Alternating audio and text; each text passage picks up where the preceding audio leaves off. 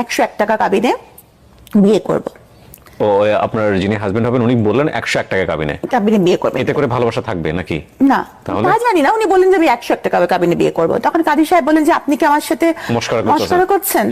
আসলে আমি আমার এই কথাটা মানে কোন মিডিয়াতে এখন পর্যন্ত বলিনি, কখনোই বলিনি যে আসলে আমার খুব ছোটবেলায় বিয়ে হয়েছে, আমার পরিবার থেকে বিয়ে দেওয়া হয়েছিল। খুব ছোটবেলায় বলতে ধরেন তখন আমি মেডিকেল কলেজে ফার্স্ট ইয়ার। ওকে, পারিবারিকভাবে হয়েছিল বিয়েটা? হ্যাঁ, মানে কি বলবো, এখন ভাবি যে হয়তো ওই কারণেই আল্লাহ আমাকে শাস্তি দিয়েছে যে আমি তার সাথে সংসারটা করতে পারিনি, এই জন্য হতে পারে।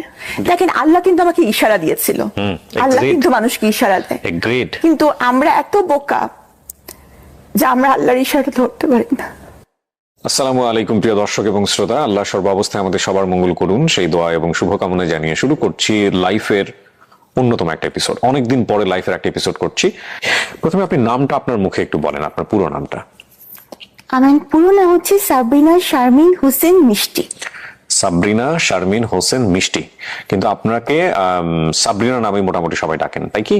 নাকি মিষ্টি নামে? মিষ্টি নামে। মিষ্টি নামে, আচ্ছা। বর্তমান বয়স যদি বলতে কোনো আপত্তি না থাকে? মেয়েদের তো বয়স বলা ঠিক না, কিন্তু আমার গেস্টের সবাইকে আমি বয়স বলতে বলি।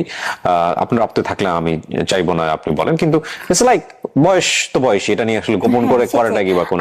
মেয়েরা সবসময় বয়স গোপন করতে চায়, আমিও সেই দলে। Okay fine. সো আপনার জন্ম জেলা কোথায়? আমি ঢাকা ধানমন্ডিতে আমার জন্ম। ধানমন্ডিতে আপনি বড় হয়েছেন? না, আমার জন্মের পরপরই উইদিন 1 ইয়ার আমি চলে যাই নেদারল্যান্ডসে। হ্যাঁ, ওখানে আমার আব্বু হচ্ছে এমএস করেন, পিএইচডি করেন, তো অনেক বড় একটা সময় আমার ওখানে কেটেছে। ওকে, বাবা কি করতেন? গভর্নমেন্ট জব করতেন, সরকারের অতিরিক্ত সচিব হিসাবে উনি রিটায়ার করেছেন। ওকে, কয় ভাই বোন ছিলেন আপনারা? আমরা 2 বোন। 2 বোন ছিলেন, আপনি বড়? জি। ওকে, শুনি আসলে আমার শৈশব সম্পর্কে আছে না যে অনেকেই বলেন যে যদি শৈশবের দিনগুলো ফিরে পেতাম, কিন্তু আমি শৈশবের কথা চিন্তা হলে আমি ওরা ভয় পেয়ে যাই না, আমি কোনোদিন শৈশবে ফিরতে চাই না। কেন? কারণ আমার শৈশবটা অনেক বোরিং, মানে শুধু পড়া পড়া পড়া ছাড়া আমার শৈশবের কোনো স্মৃতি নাই। মানে এমন কিছু নাই যে আমি এটা মানে মেমোরাইজ করে খুব খুশি হব বা ভাল লাগছে, এরকম না। আমাদের সময়কার বাবা মা তারা হচ্ছে যে স্কুলের বেতন যেমন দিতেন সেরকম আবার বেতও চালাতেন, মানে বেত এবং বেতন একসাথে চলতো। তো যেমন ধরেন যদি ক্লাসে টপ করা না যায় তাহলে কিন্তু নতুন বছরের বই পাওয়া যাবে না, হ্যাঁ, কারো কাছে পুরান বই এনে সেট এনে হয়তো চলতে হবে, এরকম অবস্থা। তো খালি পড়া পড়া পড়া ছাড়া আমার শৈশবে তেমন কোনো আমি মনে করতে পারি না যে খুব আনন্দ ঘন কিছু ঘটেছে বা কোথাও বেড়াতে যাওয়া। এমনকি কেউ কোনো ফ্রেন্ডস যদি কোনো কারণে মানে কলোনির যদি কোনো কিছুর কারণে আসতো, তাতেও আবার আব্বা তাকে ধমক দিয়ে বিদায় করে দিত। তোমার কি কোনো পড়াশোনা নাই, তুমি আমার মেয়েকে ডিস্টার্ব করতে আসছো? ওকে, সো মেয়ের কারণে হয়তো একটু বেশি কনজারভেটিভ ছিলেন বাবা? হ্যাঁ, মানে আমার বাবা খুবই কনজারভেটিভ ছিল। আমার পড়ার ব্যাপারে আমার আব্বা খুবই সিরিয়াস ছিলেন সবসময়। কারণ যেহেতু আমাদের কোনো ভাই নেই, হয়তো উনি মানে তার ছেলে নেই এই একটা অতৃপ্তি হয়তো তার মেয়ের বড় মেয়ের মধ্যে দিয়েই হয়তো উনি এটা কি করতে চাচ্ছিলেন, এই জন্য খুব বেশি পড়াশোনার উপরই ছিল। আর আমি এত পড়তাম যে আমাকে বছরে 2 সেট বই কিনতে হতো, কারণ হচ্ছে বইগুলো ঝুরঝুরা হয়ে যেত। ওকে, স্টুডেন্ট হিসেবে কেমন ছিলেন? স্টুডেন্ট হিসেবে ফাটাফাটি। কোথায় কোথায় পড়েছেন একটু ধারাবাহিকভাবে চাই আমরা। এরপর তো যে নেদারল্যান্ডস থেকে যখন ফিরলাম তখন কোন ক্লাসে ভর্তি হলেন? তখন আমি 7-এ। ক্লাস 7 এসে ভর্তি হলেন। তো নেদারল্যান্ডস থেকে এসে ক্লাস 7-এ বাংলাদেশের এরকম একটা পরিবার। বাবা কোন মন্ত্রণালয়ে ছিলেন ওই সময় দায়িত্বে? তখন আব্বা এসেছিলেন, তখন আব্বা ইআরডিতে ছিলেন। ওকে, মানে আমার এত ভালো মনে নাই তখন আসলে এইসব মন্ত্রণালয়ের বিষয়গুলা বা এগুলো আমি অত ভালো বুঝতাম না। আর আমার আব্বা ছিলেন অ্যাডমিন ক্যাডার। ওকে, আমি অত বেশি আব্বার। মা কি ছিলেন? হাউসওয়াইফ? আমার আম্মা তখন হাউসওয়াইফ ছিলেন। ওকে, মানে প্রথমে উনি চাকরি করতেন, কিন্তু পরে আমি যখন মানে হলাম পরে উনি আর চাকরিতে যাননি, যে মেয়েদেরকেই বড় করবেন। আমরা তো 2 বোন বলেছি। এজ গ্যাপ 2 বোনের খুব বেশি না। মা কি করতেন? মা কি পড়ার মধ্যে রাখতেন বাচ্চাদেরকে, ঠাকুর পড়াশোনা থাকে না যে বাবা একটু কঠিন হলে মা একটু নরম স্বভাবের হয়। আমার বাবা মা দুইজনই সমান তালে কঠিন। মানে কোথাও গিয়ে আর ধরেন কোনো কারণে আমার আব্বা বকা দিচ্ছেন, তখন আমার আম্মু এমন ভাব করবে যে কিছু শুনতেই পাচ্ছেন না, মানে উনি যে আসবেন বাঁচাতে তা কিন্তু না। মানে দেখা যাবে যে বাবা মা দুজনই সমান তালে শাসন করেছেন। তবে আমি মনে করি যে খুব বেশি শাসন করাটা আসলে ভালো না। কারণ বাবা মার সাথে একটু বন্ধুত্বপূর্ণ সম্পর্ক হলে অনেক কিছু শেয়ার করা যায়, বা অনেক কিছু মানে ভয় থেকে যদি বাচ্চারা বাবা মাকে কিছু না বলে তাহলে সেটার ইম্প্যাক্ট কিন্তু ভালো হয় না। এই জন্য আমার মনে হয় যে শৈশবে বাবা মার এই যে একটা, আর মানে ওই সময় আমাদের সময়টা বাবারা চাইতেন যে একটা ভয়, এবং আমার মনে হয় যে বাবারা বোধহয় সেটা এনজয়ও করতেন, যে সন্তানরা তাকে ভয় পাচ্ছে, শ্রদ্ধা করছে এরকম। কিন্তু আসলে ভয় জিনিসটা কিন্তু দূরত্ব তৈরি করে। হ্যাঁ, তো এই কারণে দেখা গেছে যে আমি কিছু হয়তো মনে কিছু আসলেও সেটা বাবা মার সাথে শেয়ার করতে পারতাম না। আর যারা একটু ভালো স্টুডেন্ট হয় তাদের সাধারণত কিন্তু বন্ধু কম থাকে।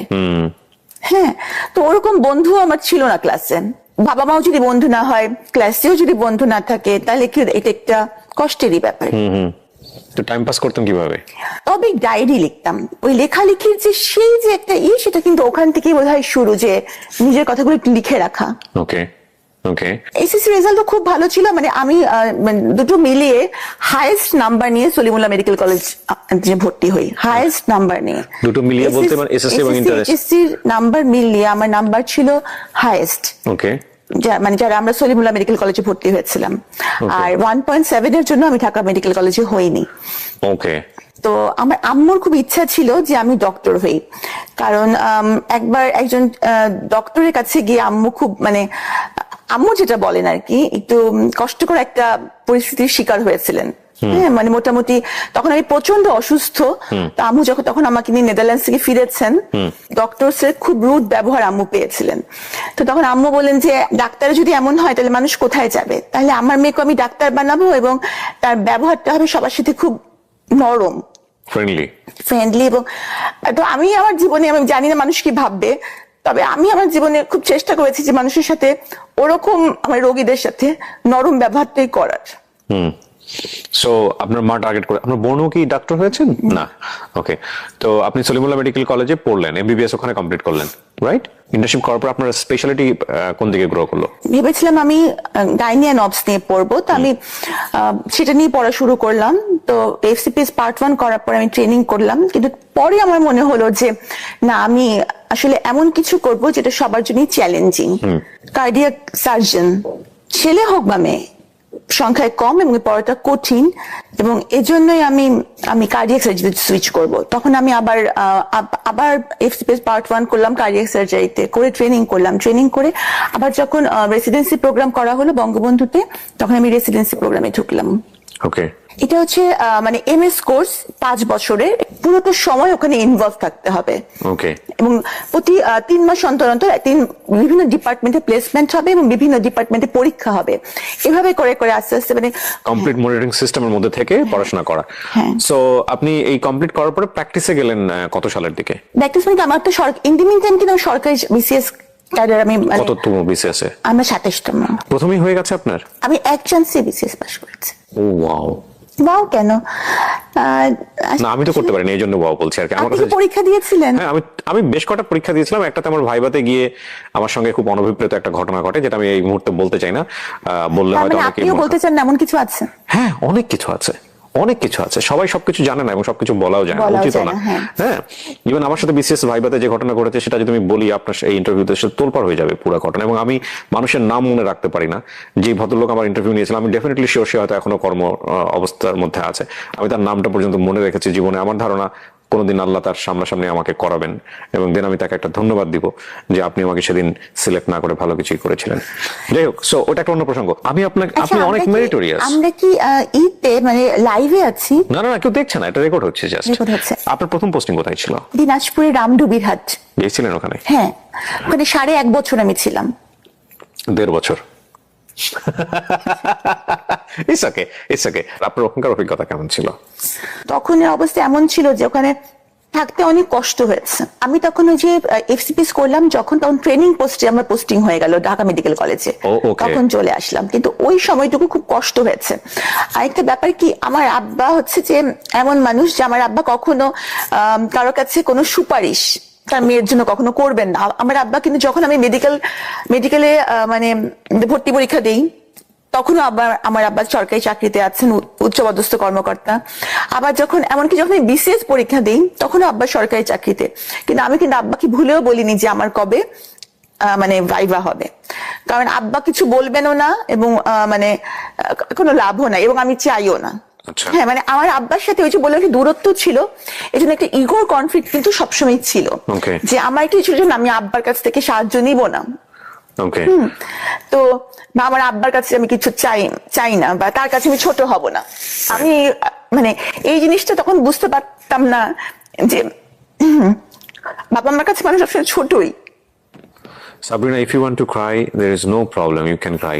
হ্যাঁ, কান্না হাইড করতে হবে না, কান্না আমাদের জীবনের একটা অংশ। কাঁদতে পারাটা একটা বিশাল গুণ, সবাই কাঁদতে পারে না। হ্যাঁ, এবং যারা কাঁদতে পারে না তারা আমি মনে করি অনেক কষ্টের মধ্যে থাকে। আল্লাহ আমাদেরকে চোখের পানি দিয়েছে আমাদের কষ্ট নিবারণ করার জন্য। So if you want to cry you can cry, no problem. আপনি এফসিপিএস করার জন্য আপনি ঢাকাতে হ্যাঁ, আসলেন। পার্ট 1 পরীক্ষা দিয়ে ট্রেনিং পোস্টে ঢাকা মেডিকেল কলেজে আমার পোস্টিং হলো। ওকে, সো ওখানে আসলেন এবং আসার পরে আপনি পড়াশোনা করছিলেন এবং ডেফিনেটলি তখন আপনার বিয়ে হয়নি, হয়েছে কি? আমি জানি না আপনার লাইফ সম্পর্কে, যে কারণে আমি জিজ্ঞেস করছি। আসলে আমি আমার এই কথাটা মানে কোন মিডিয়াতে এখন পর্যন্ত বলিনি, কখনোই বলিনি, যে আসলে আমার খুব ছোটবেলায় বিয়ে হয়েছে। আমার পরিবার থেকে বিয়ে দেওয়া হয়েছিল। খুব ছোটবেলা বলতে? ধরেন তখন আমি মেডিকেল কলেজে ফার্স্ট ইয়ার। ওকে, পারিবারিক ভাবে হয়েছিল বিয়েটা? হ্যাঁ, আমাদের ফ্যামিলির মেয়েরা সবাই খুব সুন্দরী এবং তারা কখনো কোনো চাকরি করে না, বা চাকরি করতে তাদের প্রয়োজন হয় না। তো তারা সবাই স্বাভাবিকভাবে বড় লোকের ওয়াইফ। তো আমার কিন্তু পড়াশোনার প্রতি অসম্ভব ঝোঁক ছিল। তো মানে আমি ঠিক সংসার করা বা এই জিনিসটার মতো ম্যাচিউরিটি বা কিছু আমার ছিল না। তো আমি দেখা যেত যে আমার বাবার পাশে থাকতাম এবং আমি খালি পড়তাম, মানে সংসার করা ওইভাবে যাওয়া হতো না, না? আমি কখনোই যেতাম না। হ্যাঁ, তো এই কারণে দেখা গেছে যে আমার ওই সংসারটা টেকেনি। এইখানে একটা লম্বা গল্প। ওই সংসারটা কত বছরের ছিল আপনার প্রথম বিয়ের সংসারটা? যেভাবে থাকুক না কেন, মানে ডিভোর্স হওয়া পর্যন্ত কত বছর? 4-5 বছর। মানে আপনি বিসিএস এ জয়েন করেছেন না তারই আগে ডিভোর্স হয়ে? তার আগে ডিভোর্স হয়ে গেছে। আচ্ছা, এখানে একটা বিষয় আমরা একটু বলে রাখি। আপনারা যেহেতু সামাজিক যোগাযোগ মাধ্যমের কল্যাণে হোক বা করোনাকালীন সময় ওনাকে নিয়ে প্রচুর রিপোর্ট হয়েছে, সে কারণেই হোক, তো সুতরাং ওনার ফেসটা অনেক নন। আর আমাদের অনুষ্ঠানের ডিসক্লেইমারে কিন্তু একটা কথা আমরা স্পষ্টভাবে সবসময় বলে দিই, যে কোনো লাইফের গল্প এখানে যখন বলা হয় তখন দুটো বিষয় আমরা খেয়াল রাখি। এটা একটা একপাক্ষিক বক্তব্য, আর এটা কোনো ইনভেস্টিগেটিভ শো না। এবং আমরা সচেতনভাবে চেষ্টা করি, যদি ওনার বক্তব্যের জায়গাটি থেকে এমন কোনো ব্যক্তি বা প্রতিষ্ঠানের নাম আসে যেটা ওনার বক্তব্যের প্রেক্ষাপটে হেয় বা অপমানজনক হতে পারে, তাহলে ওই ব্যক্তি এবং প্রতিষ্ঠানের নাম এবং আইডেন্টিটি সমস্ত কিছু আমরা হাইড করি। এটা হচ্ছে এক। 2 নম্বর পয়েন্টটা হচ্ছে যে ওনার যেহেতু বর্তমানে একটি মহামান্য আদালতে একটি মামলা চলমান অবস্থায় রয়েছে, এবং সেহেতু এই পুরো কন্টেন্ট মানে সোশ্যাল মিডিয়াতে ওনার এই যে বক্তব্যটি যাচ্ছে লাইভ থেকে, স্টুডিও অফ ক্রিয়েটিভার্স এন্ড থেকে, এই বক্তব্যের কোনো অংশই জাস্টিফাইড না, মানে আমাদের জায়গা থেকে জাস্টিফাইড না। আমরা কোনোভাবে ইনভেস্টিগেট করে এটা প্রচার করছি না, জাস্ট এটা ওনার জীবনের একটা ফিলোসফি, মতামত। সে অর্থে কে গুরুত্ব দেবেন কে গুরুত্ব দেবেন না তার ব্যাপার। তো সে জায়গা থেকে আমরা কোনো অংশই কখনোই যাতে করে কোর্ট বা অন্যান্য জায়গাতে যাতে এটা কোনো এভিডেন্স হিসেবে ব্যবহার না করা হয়, সেই ব্যাপারে আমরা স্পষ্টভাবে এই অনুষ্ঠানের শুরুতেই দিক নির্দেশনা দিয়ে রাখছি। তো এক পর্যায়ে কি আপনি সিদ্ধান্ত নিলেন নাকি ফ্যামিলিগত ভাবে? ফ্যামিলিগত ভাবেও না, আমিও না, কারণ ওরকম চিন্তা ভাবনা আমার ছিল না। আমার হ্যাঁ, হাজবেন্ডই দিয়েছে এবং উনি অসম্ভব ভালো মানুষই ছিলেন। আচ্ছা। কিন্তু উনি তো বিয়ে করেছেন সংসার করার জন্য, তাই না? সুতরাং উনি তো আর এটা মানে উনি কতদিন এরকম করবেন, মানে সংসার করার মতো ম্যাচুরিটি আসলে তখন আমার ছিল না। আপনারা দুজন বসতেন, বিষয়গুলো নিয়ে আলোচনা হতো যে উনি আসলে কি চান, বা বিয়ের আগে আপনারা কোনো কথোপকথন করেছেন কিনা? একদমই কোনো কথোপকথন হয়নি? না। বাবার জায়গা থেকে এত বড় ভুল হতে পারে, এত শিক্ষিত একজন মানুষ? না, উনি তো আমার বাবা তো মানে আমি বললাম মানে আমার প্রথম হাজবেন্ড যিনি ছিলেন উনি তো অনেক শিক্ষিত। কিন্তু বাবা তো নিশ্চয়ই বিয়েটা অ্যারেঞ্জ করেছেন, বা মা তো, তো ওনারা তো নিশ্চয়ই মেয়ের মেন্টালিটিটা জানতেন, বা অতটা জানতেন, অতটা মানে বিশাল দূরত্ব, আসলে মানে বিশাল দূরত্ব তো বলতেই হবে, এতটা জানতেন না। কারণ আমার বাবা মা যাকে আমার জন্য ঠিক করেছিলেন বা বাবা মা করেছিলেন, ওনারাই আসলে রাইট ছিলেন। ওকে, কিন্তু আপনি ওই সময়টাতে মানতেন না? আমি এটা বুঝিনি, কারণ আমরা আসলে বেশিরভাগ সময় ছেলেমেয়েরা বুঝি না যে বাবা মা আমাদেরকে বুঝেই কাজটা করেন। যেমন উনি ছিলেন, উনি বিসিএস ক্যাডার ছিলেন। উনি বিসিএস ক্যাডার ছিলেন? উনি বিসিএস ক্যাডার ছিলেন। উনি কি মেডিকেলে ছিলেন? না, উনি বুয়েট থেকে পাশ করা। ওয়াও। হ্যাঁ, এবং ওনার বাবা আমার বাবার সার্ভিসের মানে কলিগ। আচ্ছা। হ্যাঁ, তো সুতরাং খারাপ কোনোভাবেই না, ফ্যামিলিগতভাবেও যথেষ্ট ভালো, খুবই ভালো, উনিও খুবই ভালো। কিন্তু কথা হচ্ছে কি, দুটা মানুষ ভালো থাকলেও কিন্তু তাদের মধ্যে বিচ্ছেদ হতে পারে। কিন্তু আমার মানে মাথায় যে বিচ্ছেদ হবে সংসারের বুদ্ধি ছিল না, বিচ্ছেদ হবে এই বুদ্ধিও ছিল না, বা বিচ্ছেদ হলে এটার ইম্প্যাক্ট কি হতে পারে এই ম্যাচুরিটিটাও ছিল না। Okay. তো হয়তো মানে আমি মানে কি বলবো এখন ভাবি যে হয়তো ওই কারণেই আল্লাহ আমাকে শাস্তি দিয়েছে যে আমি তার সাথে সংসারটা করতে পারিনি, এই জন্য হতে পারে। ডিভোর্সটা আপনি দিয়েছেন, accept করলেন আপনি, এবং করার পরেও আপনার পড়াশোনা ভালোই চলছিল, আপনি বিশেষ করে আপনিও জয়েন হ্যাঁ, করে মানে আমার মাথায় খালি যে আমার ক্যারিয়ার, আসলে আমি বুঝতে পারিনি যে ক্যারিয়ারটি মানুষের জীবনের সব না। আপনার কিছু কিছু কথা আজকে এত মূল্যবান আমাদের সবার জন্য। ওকে, ডিভোর্সের পরের গল্পটা, আমরা সেকেন্ড মানুষটা যে আপনার জীবনে আসলো, সে কিভাবে আসলো আসলে? উনি ইভেন্ট ম্যানেজমেন্ট করতেন। আচ্ছা। তো ইউজুয়ালি উনি সরকারি এবং বেসরকারি বিভিন্ন ইভেন্ট গুলো অ্যারেঞ্জ করতেন। জি। তো আমাদের কার্ডিয়াক সার্জারি একটা ইন্টারন্যাশনাল কনফারেন্স হয়েছিল রেডিসনে কার্ডিয়াক সার্জনদের। তো তখন আমি স্টুডেন্ট বঙ্গবন্ধুর, তো আমি ওই কনফারেন্সে একটা পেপার প্রেজেন্ট করি। তো তখন ওনার সাথে ওই ইভেন্টটা ওনারা অর্গানাইজ করেছিলেন। তো তখন ওনার সাথে আমার ওই ইভেন্টে পরিচয় হয়। জি। হ্যাঁ। তারপর তখন আমার বাবা মা কেউই দেশে থাকতেন না, এবং আমি আপনাকে বলেছি আমি মোটামুটি একটু বন্ধুহীন, মানে খুব বেশি বন্ধু। ছোট বোনটা কোথায় তখন? আমেরিকাতে।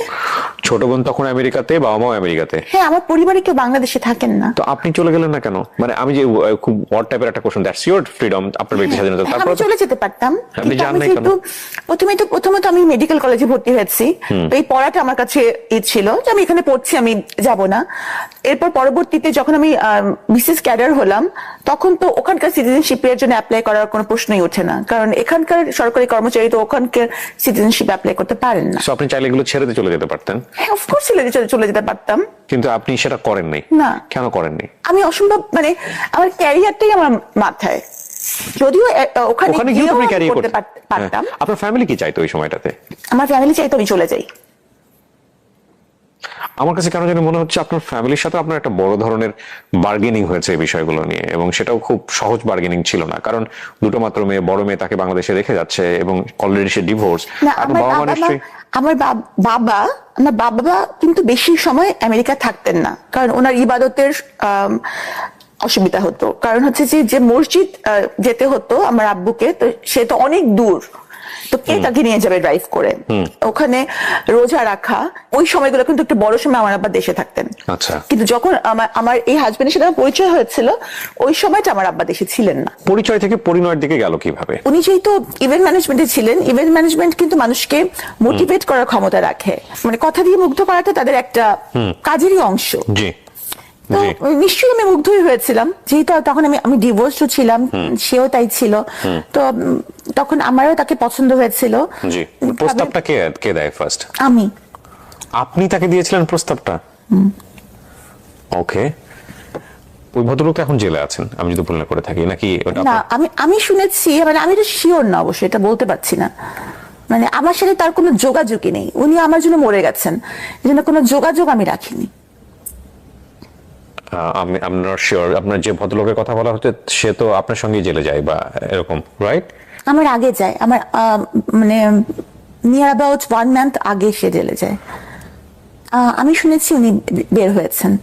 এটা কোনো কিছু ম্যাটার করে না, কারণ সে আমার জন্য মরে গেছে। সে জেলে থাকুক, সে বাইরে থাকুক, সে কোথায় থাকুক, সে আমার কাছে দুনিয়ার বাইরে। ফাইন। আপনি তাকে প্রস্তাব দিলেন বিয়ে করার জন্য বা প্রেমের সম্পর্কে যাওয়ার জন্য, এটা কোন সময়ের ঘটনা? এটা 2015 সালের দিকে আপনি তাকে প্রস্তাব দিলেন। তার জায়গা থেকে বিষয়টা কি ছিল, রেসপন্স কি ছিল?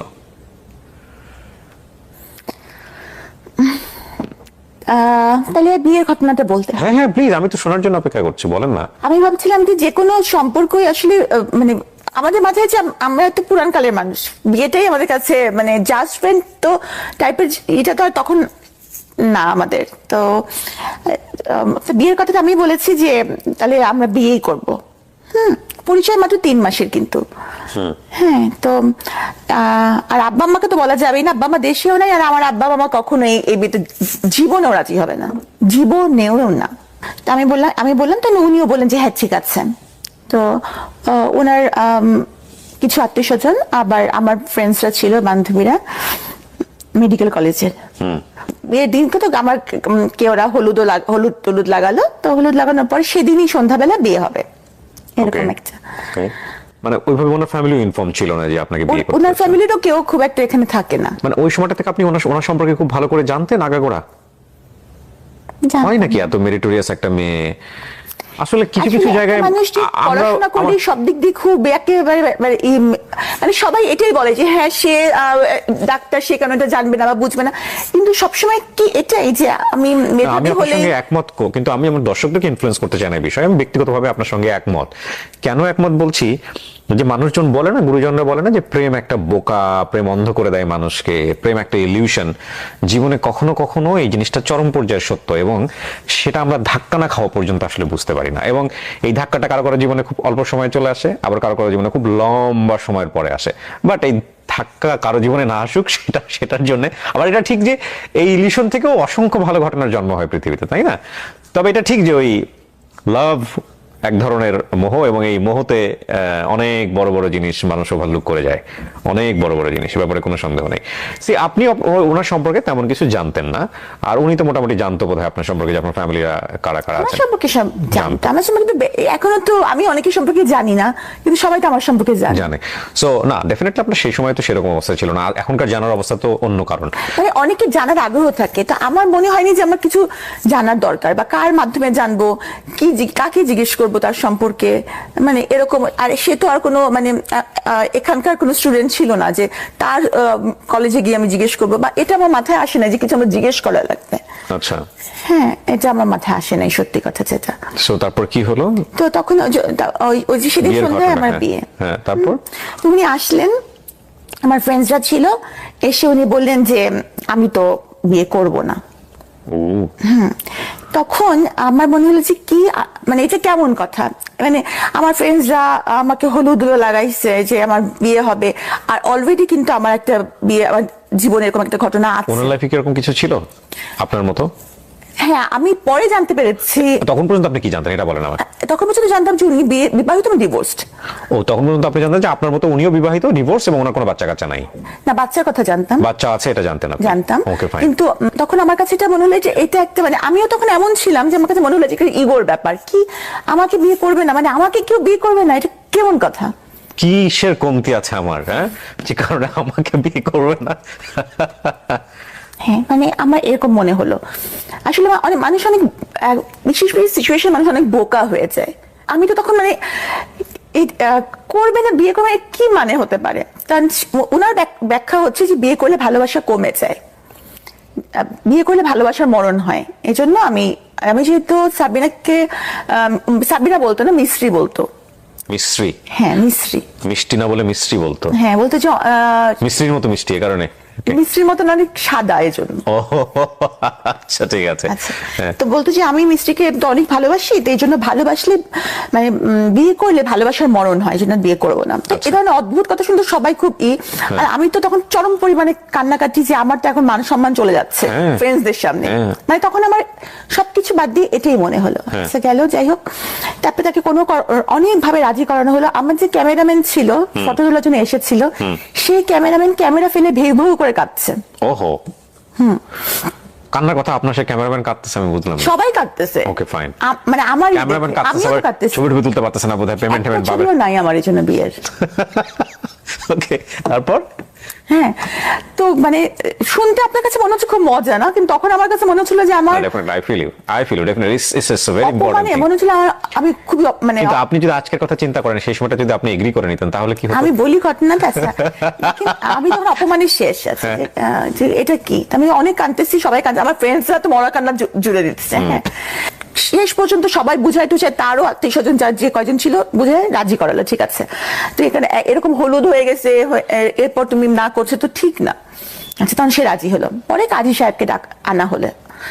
হ্যাঁ, মোটামুটি বলাই ছিল কাজী সাহেবকে, কাজী সাহেব এই অবস্থা থেকে চলে গেছিলেন, তখন ওনাকে আনা হলো। উনি তখন আমার মানে উনি বললেন যে আমি 101 টাকা কাবিনে বিয়ে করবো। ও, আপনার যিনি হাজবেন্ড হবেন উনি বললেন 101 টাকা কাবিনে বিয়ে করবে, এতে করে ভালোবাসা থাকবে নাকি? না, তা জানি না। উনি বললেন যে আমি 101 টাকা কাবিনে বিয়ে করবো। তখন কাজী সাহেব বলেন যে আপনি কি আমার সাথে মশকরা করছেন? আর মানে দেন মুহূর্তে কিন্তু মেয়ের স্টেটাস, মেয়ের শিক্ষাগত যোগ্যতা, মেয়ের ফ্যামিলি, মানে এখন যেহেতু আমি ল পড়ি, এখন আমি জানি যে এগুলো দেখে নির্ধারণ করা হয়। হ্যাঁ, ইচ্ছে মতো কিন্তু এটা করা যায় না। দেনমোহরটা অথবা মেয়ের নিকটাত্মীয় কত কাবিন হয়েছে সেটা দেখে। তো কাজী সাহেব তো খুব রাগ, তো কাজী সাহেব চলে গেলেন। উনিও রাগ- কাজী সাহেবেরও তো লস হ্যাঁ, কাজী সাহেবের কি লস? লস আছে, কারণ আমি যতদূর জানি যে দেনমোহরের উপর একটা ওই 1000 টাকা দেওয়ার কিছু একটা ব্যবস্থা দেনমোহরটা কিন্তু মজার বিষয় না আসলে। দেনমোহরটা মেয়েদের অধিকার। হ্যাঁ, অফকোর্স এগ্রি। হ্যাঁ, এটা কিন্তু নৈতিক বাংলাদেশের অনেক অধিকার। প্রেক্ষাপটে এটা খুব মজার বিষয়, এবং এটা নিয়ে যথেষ্ট রকমের এক ধরনের ব্ল্যাকমেইলও হয়, এই ব্যাপারে কোনো সন্দেহ না, নাই। দেনমোহর নারীর অধিকার এবং এটা আদায় করতে হবে। রাইট, এবং ইসলাম এটাকে পূর্ণ সমর্থন দিয়েছে, একদম, এবং একদম। সেই দেনমোহরই হওয়া উচিত যেটা ছেলের পক্ষ থেকে পরিশোধ করা সম্ভব। Right. ছেলের পক্ষ থেকে পরিষদ এবং ছেলের কিন্তু অবস্থান। বেশিরভাগ সময় আমরা অনেক সময় দেখি যে দেনমোহরটা এমন নির্ধারণ করা হয় যাতে করে একদম গলের কাটা হয়ে যায়, মানে ডিভোর্স দিয়ে দিলে যাতে বেরোতে না পারে, এমন না, যাই হোক, এটা অন্য যাই হোক, প্রসঙ্গ। এটা তো তো আপনাকে দিল 101 টাকা, আপনি প্রশ্ন বলেন। করলেন। হ্যাঁ, না, আমি যে সে যে রাজি হয়েছে এটাই তো আমি খুশি। তো যাই হোক, তো কাজী তো চলে গেলেন। তা আবার নতুন করে দেন দরবার শুরু হলো। হ্যাঁ, পরে কাজী সাহেবকে আবার রিকোয়েস্ট করে ফিরায় আনা হলো। দেখেন, আল্লাহ কিন্তু আমাকে ইশারা দিয়েছিল। আল্লাহ agreed. কিন্তু মানুষকে ইশারা দেয়, এগ্রিড। কিন্তু আমরা এত বোকা যে আমরা আল্লাহর ইশারা ধরতে পারি না। এটা কি 101 টাকাই হয়েছে? না, 1,01,000 টাকা হচ্ছে।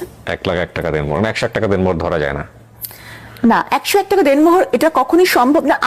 আমার সামাজিক অবস্থান, উনার ইনকাম, এই সবকিছু মিলাই কিন্তু দেনমোহরটা মজার বিষয় না কিন্তু। এটা আমি আরো ভালো করে জানলাম যখন আমি ল পড়ছি। তো যাই হোক, এই ঘটনার পরে আমার খুব অপমান বোধ হলো যে এরকম কাউকে, বিয়ের রাতে এরকম একটা খুব বাজে মানে ঘটনা। হ্যাঁ, তখন আমি রাগ করে বললাম যে ঠিক আছে তাহলে। এরপর আমি চলে গেলাম আমার বাসায়। তো এই ঘটনার আরো 3 মাস পরে আমি তার সাথে সংসার শুরু করি। কারণ 3 মাস কোনো যোগাযোগ ছিল না ওনার সঙ্গে আপনার? প্রথম দিকে আমি যোগাযোগই রাখিনি, কারণ আমার খুব অপমানিত বোধ হচ্ছিল যে এই ঘটনাটার পরিপ্রেক্ষিতে। 5 মাস পর আমি জানতে পারি যে ওনার কিছু আছে, যে কারণে উনি থেকেছিলেন আর কি। কিভাবে জানলেন আপনি? কার কাছ থেকে জানলেন বিষয়টা? মানে যখন ওনার কিছু আচরণ দেখলাম, বিভিন্ন আচরণ দেখলাম, তখন ওনার পরিবারের সাথে যোগাযোগ, আমার কথাবার্তা, তখন থেকে ইতিমধ্যে ওনার পরিবারের সাথে, ওনার মার সাথে, সবার সাথে যোগাযোগ হয়েছে, তখন তাদের কাছে জানতে পারলাম। উনি কিন্তু আমাকে প্রচন্ড ভালোবাসতেন, এই বিষয়ে কিন্তু কোনো সন্দেহ নেই, মানে খুবই ভালোবাসতেন। কিন্তু আবার উনি আবার ডেসপারেটও ছিলেন খুব বেশি, যেমন গায়ে হাত তুলতে বিন্দুমাত্র ওনার দ্বিধা ছিল না। তো বিয়ের 5 মাস পরে এটা আমি জানতে পারলাম। তো তখন কিন্তু আমি চাইলে চলে যেতে পারতাম, তখন কেউই জানে না বিয়ের ঘটনাটা আমাদের। কিন্তু আমি তখন তাকে দেখেছি রোগী হিসাবে, যে আমি যদি চলে যাই তখন সেটা আরো বেশি রোগী সে হয়ে যাবে। মানে বাবা মাও কাছেও একটা মান সম্মানের ব্যাপার। বাবা মা জেনেছে ততদিনে যে আপনি বিয়ে হ্যাঁ, করেছেন? ততদিনে বাবা জেনেছে। কি বলেছে? বাবা মা তো প্রথম 1 বছর আমার সাথে কথা বলে নাই। হ্যাঁ, তখন যদি আমি আমার বাবা মাকে বলি যে আমি খুব কষ্টে আছি, বা সে আমার গায়ে হাত তোলে, তখন বাবা মা কি করবে? তখন তো বাবা মা বলবে আগেই মানা করছিলাম। তা আমার মাথায় তখন থাকলো যে না, বাবা মার কাছে ছোট হওয়া যাবে না। আমি আসলে বুঝি নেই যে বাবা মার কাছে মানুষ সবসময় ছোটই থাকে। তো যাই হোক, কিন্তু এটা সত্য যে সে আমাকে ভালোবাসতো। টেম্পার লুজ করতো? হ্যাঁ, অল্পতেই। বিষয়টা একপাক্ষিক কিনা, নাকি আপনিও রেগে যে আপনিও অনেক সময় করতেন? না, আমি করতাম। প্রথম এক সহ্য করে মেয়েরা, তারপরে দেখা গেল যে সে হয়তো বা সেও তখন একই ভূমিকায় চলে যায়, এরকম হয়েছিল কিনা? না, আমার চিন্তা ভাবনাটা অন্যরকম ছিল। কি ছিল আপনার চিন্তা ভাবনা? মানে যেটা বলছেন এটা পাবলিকলি বলছেন, কিন্তু উনি চাইলে ডিফেন্ড করতে পারবে ভবিষ্যতে, সেই জায়গা থেকে বলছেন। হ্যাঁ, উনি তো চাইলে ডিফেন্ড করতেই পারবেন, কারণ আমি তো যা সত্য তাই বলছি এখানে। তো মানে অস্বীকার করার কিছু নেই। ওনার আত্মীয় স্বজনরাও নিশ্চয়ই দেখবেন, ওনারা সবাই দেখবেন। হ্যাঁ, যে ভালোবাসাটাও ওনার আত্মীয় স্বজনরা দেখেছেন, গায়ে হাত তুলতো সেটাও ওনার আত্মীয় স্বজনরা দেখেছেন। ওনার আত্মীয় স্বজনরা মানা করতেন যে মিষ্টির গায়ে কেন হাত তুলিস, বলতো ওনাকে। ওনার আত্মীয় স্বজনরা সবাই বলতো। আর একটা ব্যাপার কি, মানে সবাই ভাবে যে একটা মানুষ যখন, একটা মেয়ে যখন মানে ফিনান্সিয়ালি ইন্ডিপেন্ডেন্ট হয়, তখন হয়তো তার মানে কোনো পারিবারিক দায়বদ্ধতা থাকে না, হয়তো তার স্বামীর কথা শুনতেই হবে এমন কোনো বিষয় থাকে না। কিন্তু কথাটা কিন্তু একদম ঠিক না। বরং যারা ফিনান্সিয়ালি ইন্ডিপেন্ডেন্ট হয় বা যাদের একটা সার্কেল থাকে, তারা কিন্তু অনেক কিছু পরিবারের জিনিস গোপন করে, পাছে তাদের বদনাম হয় বা পাছে লোককে কিছু বলে, এজন্য। তো আমি তখন আমার মধ্যে একটা ছিল যে ওই সময় আমার আগের ফেসবুকে বেশিরভাগ ছবি আমি আমার হাজবেন্ডের সাথে খুব হাসি খুশি ছবি দিতাম, যে অ্যাটলিস্ট সবাই দেখুক আমি ভালো আছি, কারণ কাউকে খারাপ আমি আছি তো দেখায় তো কোনো লাভ নাই। আর আমি বারবারই বলতেছি যে উনি কিন্তু আমাকে ভালোবাসতেন, কিন্তু না ভালোবাসাটা ছিল একটু অন্যরকম। হ্যাঁ, যেমন গাড়ির মধ্যেও কিন্তু যখন উনি ড্রাইভ করতেন উনি কিন্তু আমার হাত ধরে বসে থাকতেন, যে কিছু হলেই যে মানে বা আমি যদি কোনো ফোন আসলে হাত সরিয়ে নিতাম, উনি বলতেন মিস্ত্রি তুমি হাত সরিয়ে নিলা কেন, তুমি কেন হাত সরিয়ে নিলা, মানে কেন তুমি আমার চেয়ে বেশি ফোনটাকে প্রায়োরিটি দিচ্ছ, এই মোমেন্টটাকে কেন প্রায়োরিটি দিচ্ছ না, দ্যাট এটা কিন্তু কোশ্চেনেবল, এটা আসলেই কোশ্চেনেবল। মানে ফোনটার সময় কেটেই দেওয়া উচিত ডেফিনেটলি, কারণ ইটস বিউটিফুল মোমেন্ট। যাই হোক, আমি জাজমেন্ট করছি না, মানে বিউটিফুল মোমেন্ট কি আমি মানে as a doctor I have to attend my phone calls, কারণ আমার রোগীরা ফোন করে, তখন তুমি ফোন না ধরে থাকতে পারবো না। আমার হসপিটাল থেকে ফোন আসে, ফোনেও না সমস্যা নাই, মানে হাতটা ছেড়ে দিয়ে ফোনটা ধরে আবার হাতটা ধরলাম না কেন। ও, এটা তো উচিত ছিল আপনার হাতটা ধরা। হ্যাঁ, এই তো মানে এই মানে এই ব্যাপারগুলো সে মানে নোটিস করতো মানে কতটুকু সে আমাকে ভালোবাসে। এখানে আসলে জানি না বলাটা ভাবে ঠিক হবে কিনা, মানে এক্সপেক্ট করতো অনেক কিছু, মানে ও আপনাকে অনেক লাভ করতো, এটা আপনি যেমন বুঝতে পারতেন, সেটা ইন রিটার্নও সে অনেক কিছু এক্সপেক্ট করতো, বাট আপনার লাভ এক্সপ্রেশন তো আপনার মতো, হয়তো সেও বুঝতে পারতো না এই বিষয়গুলো। যাক, আমরা আসলে জাজমেন্টে না নিই, কিন্তু আমি যেটা বলতে চাচ্ছি যে বিয়ের পরে আপনি এমন কিছু কি জানলেন যেটা আপনি বিয়ের আগে জানতেন না?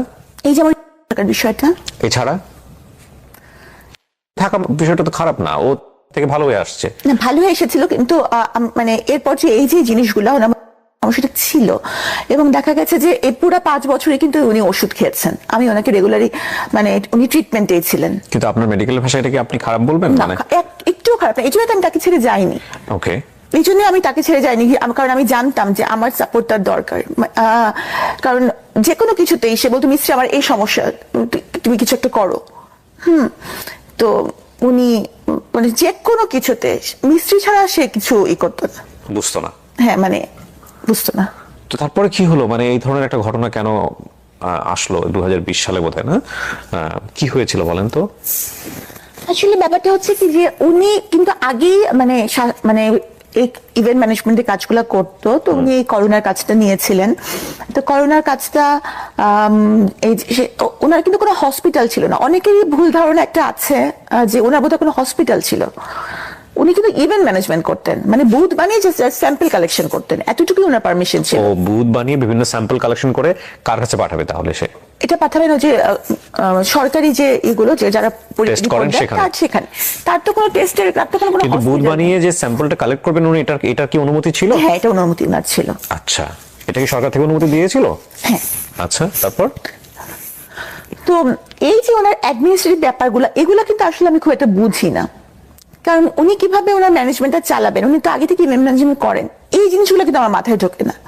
অনেকেই হয়তো ভাবেন যে সাবিনা ডাক্তার, সাবিনা এগুলো ভালো বুঝছেন, কিন্তু ম্যানেজমেন্টের ব্যাপারটা যে সব ডাক্তাররা বুঝবেন এটা কিন্তু ঠিক না। তো আমি ওনাকে বলতাম যে তুমি তো এই ব্যাপারগুলো খুব একটা জানো না, তাহলে তোমার এই কাজটা নেওয়ার দরকারটা কি? কিন্তু উনি স্বাভাবিকভাবে আমার কথা শুনতেন না, মানে কাজের ব্যাপারে উনি আমার কথা শুনতেন না। হ্যাঁ, আর ওনার একটা কমপ্লেক্স সবসময় কাজ করতো, উনি ভাবতেন যে আমি যেহেতু কার্ডিয়াক সার্জন, আমি হয়তো একটু মানে একটু বেশি হচ্ছে কিনা, বা মানে একটা ইনফিরিয়রিটি কমপ্লেক্স আমাদের ছিল। ও, সামহাউ মনে করতো যে আপনার পজিশনটা ওর উপরে চলে গেছে, সো হ্যাঁ, এটা মনে করতেন, যে কারণে উনি এমন কিছু করতে চাইতেন যেটা অনেক বড় কিছু। আপনি কার্ডিয়াক সার্জন হিসেবে প্র্যাকটিস করেছেন কত বছর? করার সুযোগ হয়েছে? 5 বছর। হৃদয় কাটাকাটির কাজ হয়েছে? জি, আপনি করেছেন? হ্যাঁ। কিন্তু আপনার এই এত ইমোশন, এত মানে আপনি যেভাবে কাঁদছেন, তাতে আপনার এই হৃদয় কাটাকাটি করতে খারাপ লাগে না?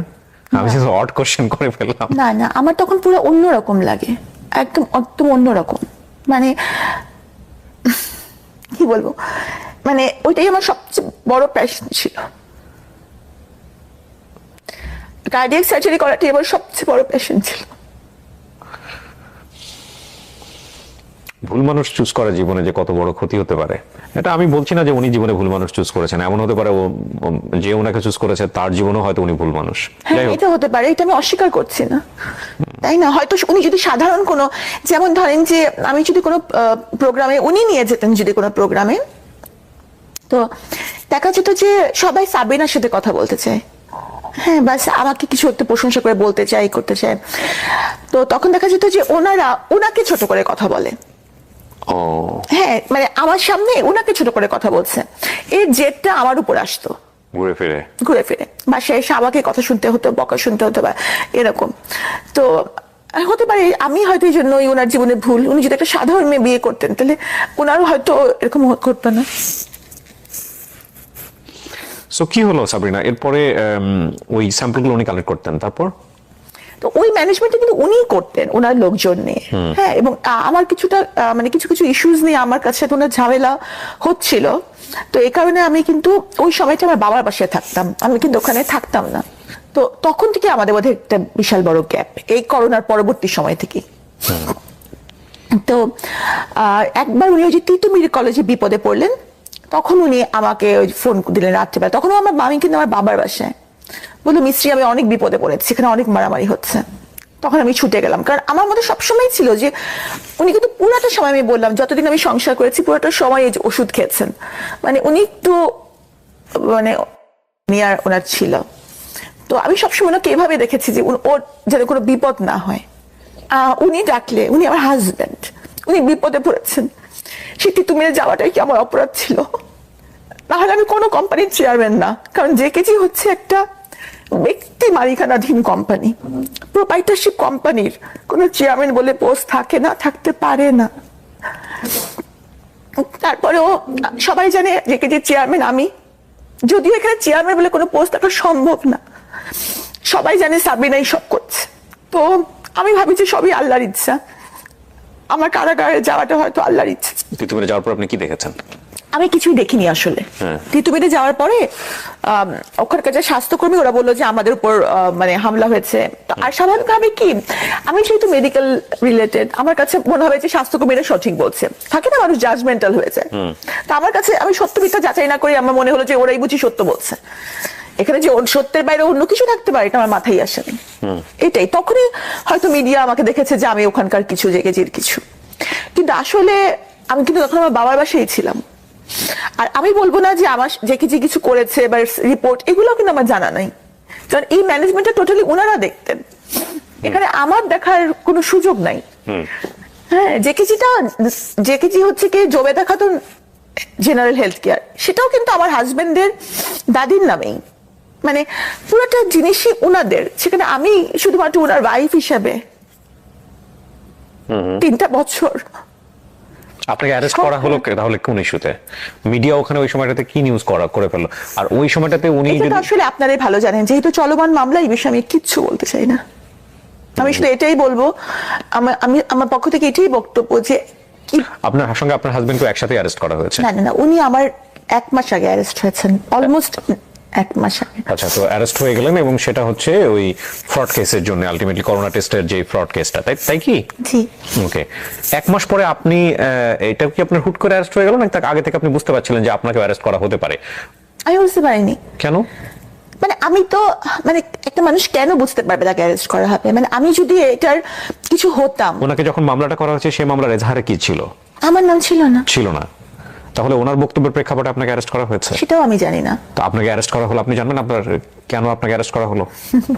বললাম তো, চলমান মামলা, আমি এখন কিছুই বলবো না, সময় এটার উত্তর দিবে। তবে আমি কিছুই জানতাম না, তো প্রমাণ হচ্ছে আমি রেগুলার হাসপাতালে ডিউটি করছিলাম। কোন হাসপাতালে সেটা? জাতীয় বিদ্যুৎ ইনস্টিটিউট, সরকারি হাসপাতালে। জি। তারপর? তো আমি যদি বুঝতেই পারতাম, তাহলে তো আমি এত ইজি লাইফে থাকতেই পারতাম না। রেগুলার হাসপাতাল করা বা এগুলো করা কি আমি করতাম? আমি তো পালিয়ে যেতে পারতাম, আমার কাছে আমার পাসপোর্ট ছিল। কিন্তু এখানে আরেকটা প্রশ্ন, না ডেফিনেটলি আরেকটা আপনি যেমন আপনার জায়গাটা বলতে পারেন, আমাদের জায়গা থেকে কোয়ারি আসছে, আপনি অ্যানসার করলে না করলেও সমস্যা নেই, এটা আপনার ফ্রিডম আছে এই অনুষ্ঠানে। সরকার যখন এরকম একজন গভর্নমেন্ট এমপ্লয়িকে অ্যারেস্ট করছে, এবং একই সাথে সে একজন বিসিএস ক্যাডার, তখন সরকারের জায়গা থেকেও তো এটার একটা চরম পর্যায়ে যাচাই বাছাই করেই তারপর অ্যারেস্ট করা হয়েছে। সুতরাং এই বিষয়টাও তো আমরা চাইলেও মানে শুধু ইমোশনের জায়গাটা থেকে বিচার করতে পারি না। ডেফিনেটলি দেয়ার কোনো না কোনো রিজন ছিল। আপনি তো বোধহয় এখন সাসপেন্ড অবস্থায় আছেন, তাই কি? আমি সাময়িক বরখাস্ত অবস্থায় আছেন। সো আপনি বলতে চাচ্ছেন যে আপনার হাজবেন্ডেরই কর্মের জন্য বেসিক্যালি আপনাকে এই জায়গাটায় আসতে হয়েছে? আমি বলতে চাচ্ছি না যে উনি এই কাজটা করেছেন। আপনি সেটাও বলছেন না? আমি সেটাও বলছি না, কারণ আমি এটা জানি না। আচ্ছা, কি হয়েছে আপনি জানেনই না? আমি জানি না আসলে। তাহলে আপনি বলতে চাচ্ছেন যে মিডিয়াতে যে সব ঘটনা ঘটেছে বা যেগুলো নিয়ে আসা হয়েছে সেগুলো কি মিথ্যা? আমি তো এটাই বলবো যে যেহেতু মামলাটি চলমান, এই জন্য আমি এই প্রসঙ্গে কিছু বলবো না। আর আমি যদি এখানে আপনার শোতে বসে কাঁদতে কাঁদতে মরেও যাই আমি নির্দোষ এটা বলে, যারা ভাববে যে সাবিনা দোষী, তারা ভাববেই সাবিনা দোষী। যেমন ধরেন, আমি কিন্তু এখন সাজা খেটে বের হয়েছি 3টা বছর। 3টা বছর কিন্তু কম কথা না। হ্যাঁ, একটা মানুষের জন্য 3টা দিনও জেলে থাকা কষ্টকর। এখনো কিন্তু আমি সাজা খাটার পরেও সাবিনার দিকে অভিযোগের আঙ্গুল রয়ে গেছে। না, নট লাইক দিস। আপনি 3 বছর কেটেছেন, আপনি সারাটা জীবন বাংলাদেশের সামাজিক প্রেক্ষাপটে কোনোদিন কি আপনি এই মানুষের যে কুদৃষ্টি সেখান থেকে বেরোতে পারবেন? কখনোই পারবেন না। আপনি যদি নির্দোষ হন, আপনি কোনোদিন এটা থেকে বেরোতে পারবেন না। এটা অপূরণীয় ক্ষতি। আমি বলছি না আপনি দোষী না নির্দোষ, এটা আমাদের সামাজিক জায়গা থেকে এটা একটা বড় ধরনের বিষয়। পুলিশ ধরা মানেই মনে করে নেয় মানুষ, এটা তো আপনি জেল কেটেছেন, পুলিশ ধরা মানেই মানুষ মনে করে না যে সে খারাপ লোক। সো ওই জায়গাটা না আমরা পরে যাচ্ছি, কিন্তু আপনাকে তলব করা হয়েছিল, সো আপনি অ্যাটেন্ড করেছেন, তারপর আপনাকে বলা হয়েছে জেলে চলে যাওয়ার জন্য। এর আগ পর্যন্ত, এই ঘটনার আগ পর্যন্ত আপনার নামে কোনো ধরনের কোনো ক্রিমিনাল কেস বা কোথাও কোনো কিছু কি আছে সরকারের খাতায়? কোথাও কিছু নাই। হলো তো আপনার বিসিএস জবই হওয়ার কথা না, নাই, এটাই ফার্স্ট। আপনি জেল জীবন নিয়ে একটা বই লিখেছেন, সেটা নিয়ে এবারে বইমেলায় তুমুল আলোচনা হচ্ছে, অনেকেই কিনেছেন, অনেকে রিভিউ করছেন। বন্দিনীটা কিন্তু আমার লেখার উদ্দেশ্য কিন্তু আমার জেল জীবন না, অন্তত এই খণ্ডটা, এটা প্রথম খণ্ড, আমি বন্দিনীর দ্বিতীয় খণ্ডের কাজে হাত দিয়েছি। হ্যাঁ, এটা অন্তত অ্যাটলিস্ট আমার ঘটনা না, এটা হচ্ছে। কি সুন্দর কথা লিখেছেন উনি বইয়ের। আমি তো দেখি না এই জিনিসটা। আপনি আমাকে বইটা দিয়েছেন, কি সুন্দর একটা অটোগ্রাফ দিয়েছেন। আল্লাহ আপনার দোয়া কবুল করুক। দেখেন সাবরিনা লিখেছেন, কি সুন্দর করে। আপনারা পড়ে নিয়েন, হ্যাঁ, খুব সুন্দর করে। আমি একটু পড়ে শোনা, যেন উল্টো ভাবে দেখা যাবে কিনা ক্যামেরায়। প্রচন্ড খ্যাতিমান এই মানুষটিকে আল্লাহ আরো খ্যাতি শিখরে নিয়ে যাক। আলহামদুলিল্লাহ, আল্লাহ আপনার দোয়া কবুল করুক। জি, আপনি যেটা বলছিলেন যে জেলে যাওয়ার গল্পটা, হ্যাঁ। তো এগুলো হচ্ছে এক একটা মেয়ের জীবন কাহিনী, বা একটা মানুষ কখন দেখা যাচ্ছে যে বিভিন্ন রিলেশনে ইনভলভ হয়ে, মানে এইসব। আমি একটা অনুষ্ঠান করতাম, যাহা বলিব সত্য বলিব, হ্যাঁ, এবিসি রেডিওতে। এরপর আমি সিক্রেট নামে করেছি ঢাকা এফএম এ, একই কন্টেন্ট কিন্তু ডিফারেন্ট নামে। সেখানে আমি এরকম অসংখ্য কেস পেয়েছি, অসংখ্য কেস আমি এখানে এভাবে রিভিলও করেছি রেডিওতে, যেটা হচ্ছে যে একজন মানুষ কিভাবে অপরাধী হয়, কি অপরাধ করে এবং এটার পরিণতি কি হয়। তো আপনি যেটা বলছেন সেটা তো ডেফিনেটলি আপনি একবারে গ্যাং যেটা বলে, জেলখানায় গিয়ে বসে আপনি জিনিসটা ফেস করতে পেরেছেন। এবং আমি এই প্রেক্ষাপটগুলোর কারণে অ্যাটলিস্ট মানুষ বুঝবে যে এটা করলে অপরাধ হয়, এটা করলে জেলে যেতে হয়। বইটা পড়েন আপনারা, হ্যাঁ, বইটা পড়লে হয়তো আপনাদের একটা নলেজ তৈরি হবে। কিন্তু আপনার অভিজ্ঞতা কি ছিল? যে এই জীবনটা সম্পর্কে তো আপনি জানতেনই না। আপনি একটা সোভার ফ্যামিলি থেকে এসেছেন, আপনি একটা চমৎকার পরিবেশ, নিজের মনস্তাত্ত্বিক জায়গা থেকে এগুলো মেনে নেওয়া তো ভয়ঙ্কর রকমের একটা যুদ্ধ, এক। আর 2 নম্বর হচ্ছে আপনি ওখানে যাওয়ার পরে আপনি কি পেলেন, কেমন অ্যাকোমোডেশন পেলেন, মানে কি হলো, এগুলো একটু আমাদেরকে বলেন। আমি যখন প্রথমে ওখানে গেলাম, আমি তো যেহেতু বিসিএস ক্যাডার ছিলাম, সেহেতু কারা বিধান অনুযায়ী আমি ডিভিশনে ছিলাম। ডিভিশন মানে হচ্ছে এটা হচ্ছে যে ব্রিটিশ আমল থেকে নির্ধারণ করা একটা আলাদা রুম থাকবে আপনার জন্য, এটা আলাদা রুম থাকবে, সাথে বারান্দা থাকবে, আর হচ্ছে যে একটা সেবক থাকবে। আর খাবার দাবার ব্যাপারটা হচ্ছে যে নর্মাল একজন মানে বন্দি যে পরিমাণ খাবারটা পাবে, সেম মেনুটাই, সেম মেনু, কিন্তু গ্রামস এর কিছু ডিফারেন্স থাকবে।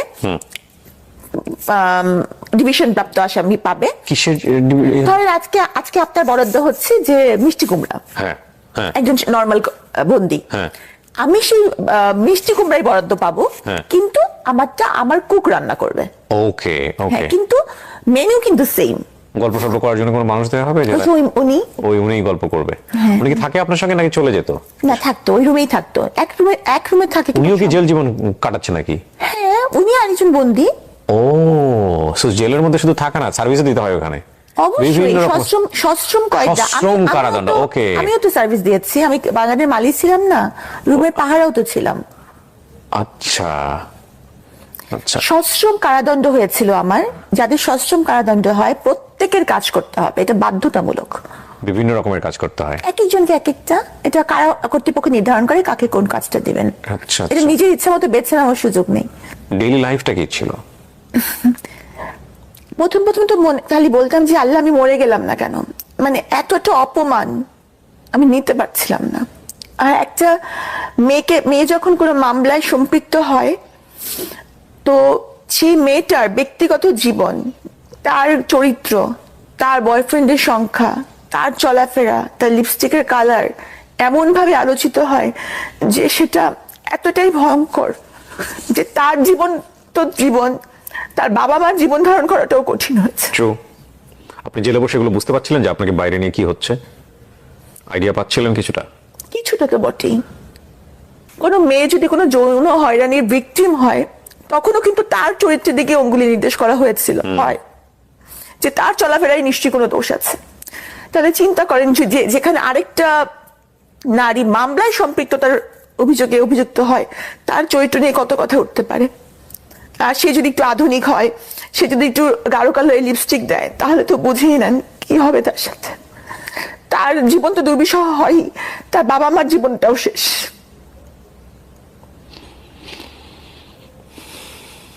সবারই বলার অধিকার আছে। আমি জানি এই অনুষ্ঠানটা না দেখে অনেকেই হয়তো বা শুধু ওনাকে দেখিয়ে সেই নিচে মন্তব্য করছেন, অনেক বাজে বাজে কমেন্টস করছেন, অনেকে হয়তো এই ধরনের মন্তব্য করছেন যে কেন আমি ওনাকে নিয়ে এখানে বসলাম, কেন আমি ওনার সঙ্গে সামনে বসে কথা বলছি। আমি একটা কথা বলি, আমি ওনার সম্পর্কে তেমন কিছু জানতাম না। উনি বইমেলায় বইটা নিয়ে প্রতিদিনই কোনো না কোনোভাবে বিভিন্ন কন্টেন্ট ক্রিয়েটরদের যারা আছেন তাদের কাছে বাইট দিচ্ছেন, সেগুলো আসছে, স্ক্রল করে দেখছি। একটা বাইট আমাকে খুব টাচ করে, সেটা হচ্ছে উনি নর্মালি বলছেন যে ভাই আমি তো জেল খেটে বের হয়েছি, আমি তো আইন আদালত আমার বিচার করছে, আমাকে তো নর্মালভাবে বাঁচার সুযোগ দেন, আমি তো সমাজের 8-10 জন মানুষের মতো মানুষ, আমার তো নর্মালভাবে বাঁচার সুযোগ আছে। এই লাইনটা আমাকে খুব ক্যাচ করে। এবং তারপরে আমার এক ছোট ভাই রনি, ওকে আমি বলি, যেহেতু বইমেলাতে থাকে সবসময়, আমাকে বলি যে আমি ডক্টর সাবরিনার ইন্টারভিউ করবো, আমি ওনার সঙ্গে একটু কথা বলবো, ওনার একটু ব্যবস্থা করো। তো রনি ওনার সঙ্গে কথা বলে ওনাকে আজকে এখানে নিয়ে এসছে।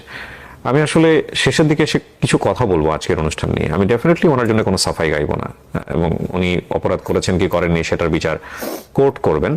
কিন্তু আমার মনে হয় যে প্রত্যেকটা মানুষকে স্বাভাবিকভাবে বাঁচার যে ক্ষমতাটা, সেটা আমাদের প্রত্যেকের জায়গা থেকে প্র্যাকটিস করা উচিত। একটা হচ্ছে যে আমি নিজে স্বাভাবিকভাবে বাঁচতে চাই, আর আরেকজন মানুষ তাকেও স্বাভাবিকভাবে বাঁচার যে ব্যাপারটা, সেখানে আমার কোনো দৃষ্টিভঙ্গি, আমার কোনো কথা, আমার কোনো কটু কথা যেন কোনোভাবেই আঘাতপ্রাপ্ত না করে। আমি বললেই যে চেঞ্জ হবে বিষয়টা এরকম না, বাট সেই জায়গাটায় অনেক কিছু আমার করার আছে আমার কাছে, কেন জানি মনে হয়। আমার বলতে আমি আপনাদের সবাইকে বলছি। জি, তো এরপর কি হলো সাবরিনা? আপনি আসলে কারাগারে তো বিভিন্ন লেভেল থেকে মানুষ আসে। হ্যাঁ, ওরাও আবার জাজমেন্টাল হয় কিনা? হ্যাঁ, ওরা তো কিছুটা প্রথম দিকে তো যথেষ্টই ছিল যে, আর এমনিতে হচ্ছে কারাগারে যেসব মানুষ আসে, মানে দেখা যায় যে বেশিরভাগই মাদক মামলা নিয়ে আসেন, এবং তাদের সাথে তো আমাদের কিছু ডিফারেন্স আছেই। হ্যাঁ, তো তারা তো কটাক্ষ করতো, উপহাস করতো। আপনার লেভেলের ওখানে কেউ কাউকে পান নাই? যে হ্যাঁ, আছে আছে আছে কেউ কেউ অপরাধ করে এসেছে, স্বীকার করেছে যেটা করেছি। যেমন যে তার মানে যে নিজের চোখে প্রত্যক্ষ করেছে যে তার ছেলের সাথে এরকম ঘটছে, তারপর কি সে মেরে ফেলেছে? তাকে মেরে ফেলেছে, সে নিজে স্বীকার করেছে এটা। মানে তার ছেলেকে করা হচ্ছিল, তারপরে সে খুন করেছে তাকে? হ্যাঁ। মহিলা? মহিলা, হ্যাঁ মহিলা তো বটেই। ডেফিনেটলি আমি শুনি তো মহিলা ইয়েতেই ছিলেন। সে বলেছে যে হ্যাঁ আমি এটা করেছি, আমি যে কোনো সাজার জন্য প্রস্তুত, আমি করেছি। তার মামলাটা চলমান আছে, তার এখনো রায় হয়নি, কিন্তু সে জেলে আছে। তো সে নিজেই আমাকে ঘটনাটা বলেছে। সে খুব কম বলে, এবং তার বাচ্চার সাথে যে ঘটনাটা ঘটেছে সে কিন্তু এটা কাউকে বলেনি। কে করেছে এই কাজটা? তার সে একটা সে গাজার মামলার ব্যবসার সাথে জড়িয়ে গিয়েছিল, সেটাও কিন্তু ফর সার্ভাইভাল, কারণ তার স্বামীর সাথে তার ডিভোর্স হয়ে গেছে। ওকে ওকে। তো যার সাথে সে ব্যবসা করতো, তার পার্টনার, ও সেই পার্টনারই কাজটা করেছে? হ্যাঁ, এবং সে জানতো না, পার্টনারটা হচ্ছে খুবই জেন্টল একজন মানুষ ছিল। তো যখন সেটা দেখলো, মানে সে নিতে পারছিল না, এবং যখন এবং সে কিন্তু কাউকে বলে নাই এই ঘটনাটা, কারণ তার বাচ্চার ভবিষ্যৎ যদি নষ্ট হয়, সে জেলে ঢুকে বসে আছে। হ্যাঁ, সে কাউকে বলে নাই যে আমার বাচ্চার সাথে এরকম ঘটনা ঘটেছে। তো তার কথা থেকে সামনে আনা উচিত না? Definitely every coin has to side. আমার খুব ইন্টারেস্টিং লাগছে আপনার। আমি জানি না, প্রতিটা গল্প আমি নিজের বলে বলছি, কিন্তু আপনি আপনার গল্পটাই তো বলতে পারলেন না এখন পর্যন্ত কাউকে। বলবো, সময় আসুক। সব সময় সব কথা কি বলা যায়? আপনিও কি বলতে পেরেছেন? না, পারিনি। আর আমি আজানের পরে, হ্যাঁ শিওর, আজান পরে আমরা একটু পজ দিই। জেলার বিভিন্ন রকমের কথা বলছিলেন, এবং আপনি বলছিলেন যে আপনার একটা সময় হলে আপনি বলবেন, আপনারটা এখনই আপনি বলবেন না। জামিন নেওয়ার জন্য আপনার ফ্যামিলি থেকে কোনো চেষ্টা করা হয়েছে? এই যে 3 বছর আপনি ভিতরে ছিলেন, জেলের ভিতরে ছিলেন, আপনার বাবা বা ফ্যামিলি মেম্বার কেউ কি এসেছে আপনার সঙ্গে দেখা করতে, পাশে দাঁড়িয়েছে? আমি তো আগেই বলেছি যে আমার ফ্যামিলির কেউই বাংলাদেশে থাকে না, আর যারা বাংলাদেশে থাকে না তারা কিন্তু এই বিষয়গুলো খুব একটা ভালো বোঝে না। আর আমার বাবা যদিও অতিরিক্ত সচিব ছিলেন, উনিও কিন্তু এই ব্যাপারগুলো ভালো মতো হ্যান্ডেল করতে পারছিলেন না। ভালো উকিল বা চেষ্টা করছিলেন নাকি ওনার জায়গা থেকে অনাগ্রহ ছিল? না, ওনার জায়গা থেকে অনাগ্রহ ছিল না, প্রচন্ড আগ্রহী ছিল। মানে উনি বেশিরভাগ সময় জায়নামাজেই বসে থাকতেন। হ্যাঁ, কিন্তু কিভাবে করতে হবে বা কোন ওয়েতে যেতে হবে, আর মানে উনি একটা বয়স্ক মানুষ, ওনার বয়স হচ্ছে 79 এরকম। তাহলে উনি কোথায় যাবেন, কি করবেন, কার কাছে যাবেন? আমার তো কোনো ভাই নাই, তো মামলাটা ভালো মতন হ্যান্ডেলও আসলে করা হয়নি। যে প্রকাশনী থেকে প্রকাশ পেয়েছে, ওনারা যোগাযোগ করেছিলেন আপনার সঙ্গে যে আমরা বই বের করতে চাই? আর আমার এডিটর যিনি, আহমদ পাবলিশিং হাউস, জি, আমার যিনি এডিটর, উনিও মারাত্মক ভালো একজন এডিটর। কতগুলো বিক্রি হয়েছে এখন পর্যন্ত? আজকে আমি রেকর্ড করছি, এই ডেটটা বলছি, 15ই ফেব্রুয়ারি পর্যন্ত। আমি খুব দ্রুত এই ভিডিওটা পাবলিশ করবো। হ্যাঁ, আচ্ছা, প্রথম 6 দিনের মধ্যে বইটা এসেছিল 4 তারিখে, 4, 5, 6, 7, 8, 9 তারিখের মধ্যে বইয়ের 1000 প্রথম মুদ্রণের 1000 কপি শেষ হয়ে গেছে। ওকে। হ্যাঁ, তো উনি আমার প্রকাশক যিনি, উনি এটার জন্য প্রস্তুত ছিলেন না আসলে, সত্যি কথা, আমি নতুন প্রস্তুত ছিলেন না। তো শেষ হয়ে যাওয়ার পর উনি মুদ্রণে গিয়েছেন, যখন মানে মাত্র 25টা কপি বাকি ছিল, তখন উনি আবার সেকেন্ড মুদ্রণে গেছেন। এই জন্য মাঝখানে 3 দিনের না, 2.5 দিনের গ্যাপ।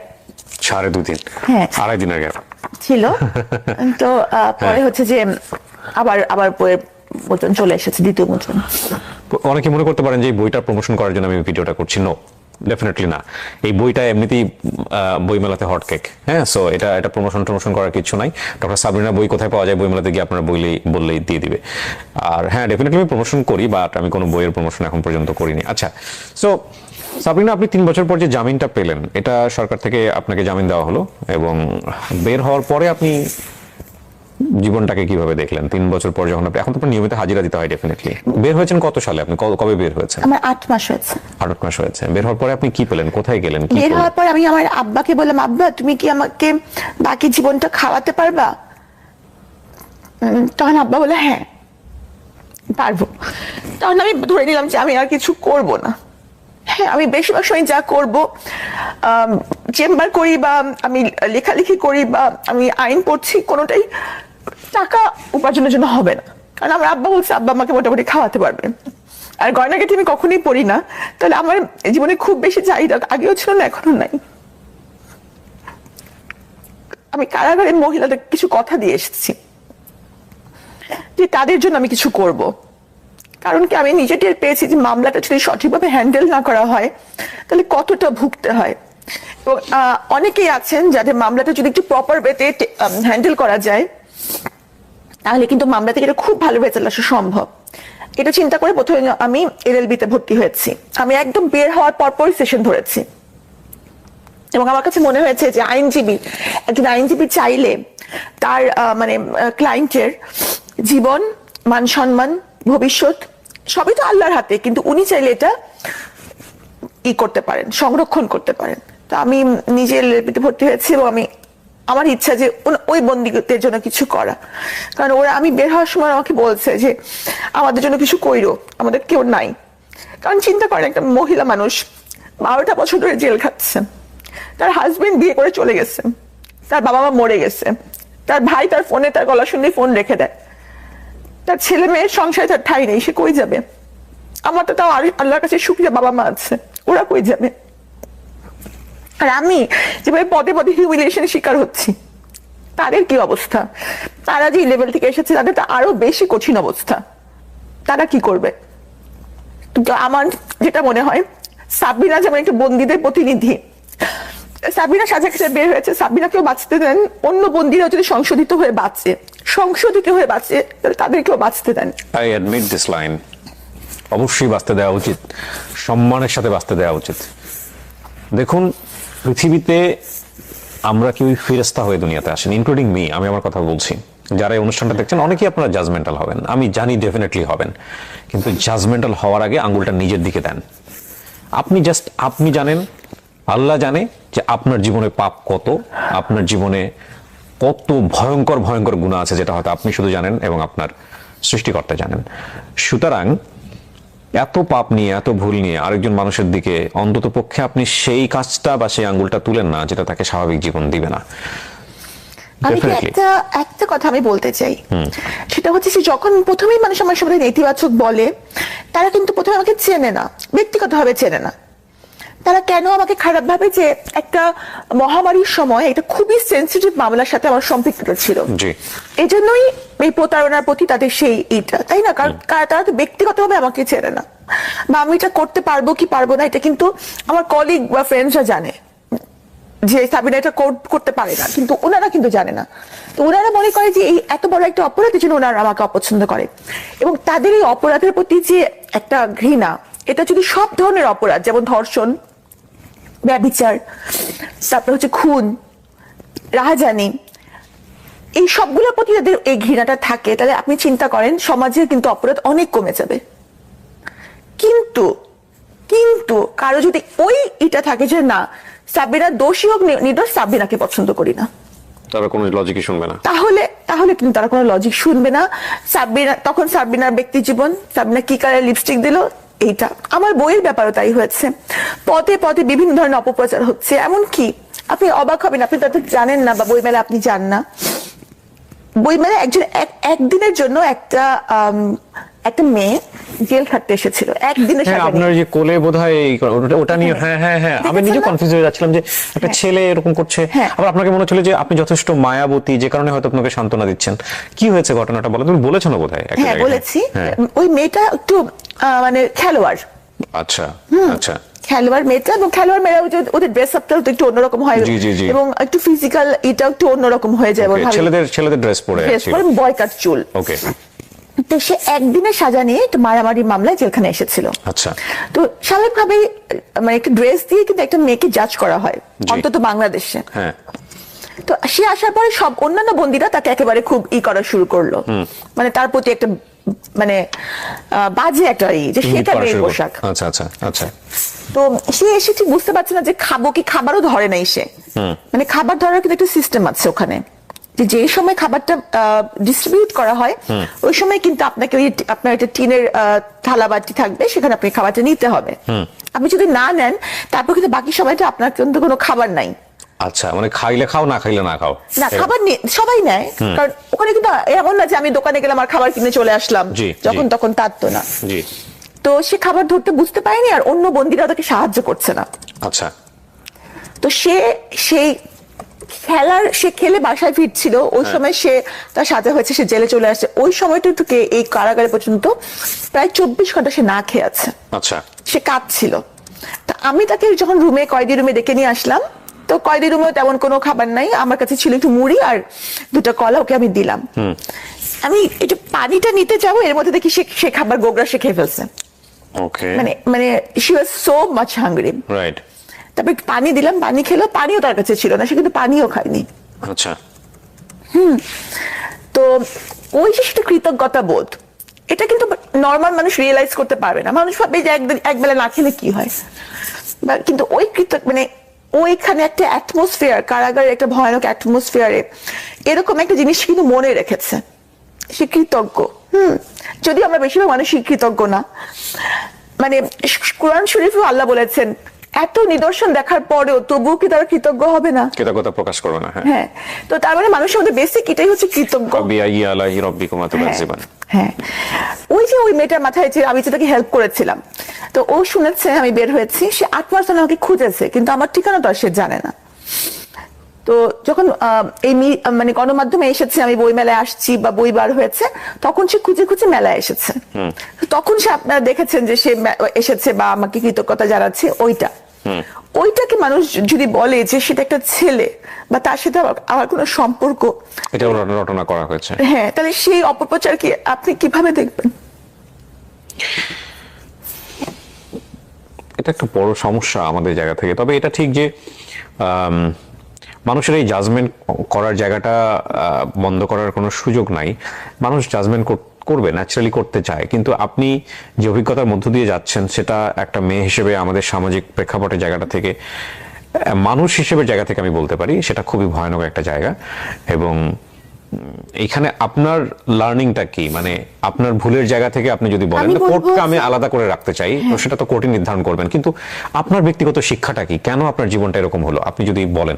এটাই আমার ভাগ্যে ছিল, কারণ কারাগারে যদি আমি না যেতাম তাহলে কিন্তু আমি অনেক কিছু জানতে পারতাম না।